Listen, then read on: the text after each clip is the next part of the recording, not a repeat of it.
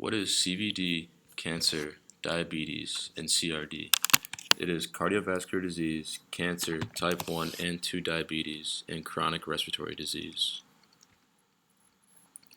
Cardiovascular disease is any disease that involves the heart or blood vessels and encompasses a large number of diseases, although the most common form of death is heart attack. Cancer is the term used to define diseases that involve abnormal cell growth and is one of the most common causes of death in the Western world. CRD is chronic respiratory disease and is anything involving the organs that deal with the gas exchange involved in aerobic cellular respiration. Diabetes is a disease in which the body becomes resistant to insulin in type 2 diabetes or is unable to produce adequate insulin in type 1 diabetes. Typically, type 1 diabetes you are born with, and type 2 diabetes you develop later on in your lifetime. Generally, these diseases have a stereotype of being associated with people in more developed nations.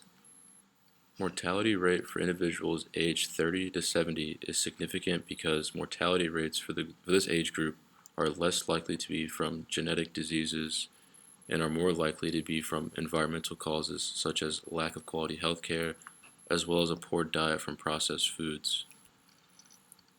Income and the wealth of the country tends to have a strong correlation with the amount of money spent on healthcare, since many of the most advanced healthcare treatments involve high costs, and individuals in lower income countries typically don't have the access to first-rate medicines or surgeries.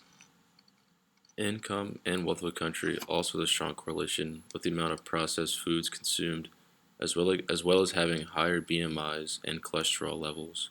Overall, which is a primary cause of all the mentioned diseases and considered by some to be the largest risk factor for developing them. Our hypothesis is that the increased levels of income will cause mortality rates to drop from these diseases because there are more benefits to modernized healthcare than there are drawbacks from the poorer lifestyle of individuals in more developed nations.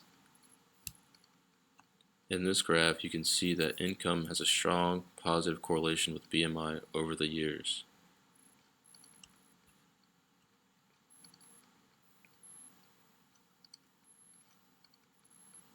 From a purely medical perspective, since BMI is such a large risk factor, it would be rational to conclude that these nations further to the top right of the graph would have significantly higher mortality rates.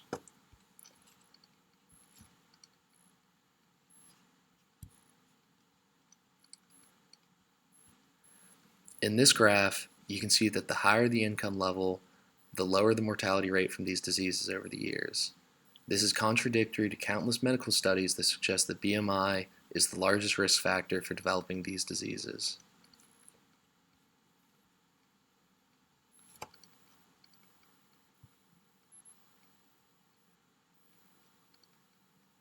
It seems that regardless of the generally poor lifestyles of individuals in the higher income countries, they still have lower mortality rates, most likely due to the superior healthcare that is afforded to its citizens.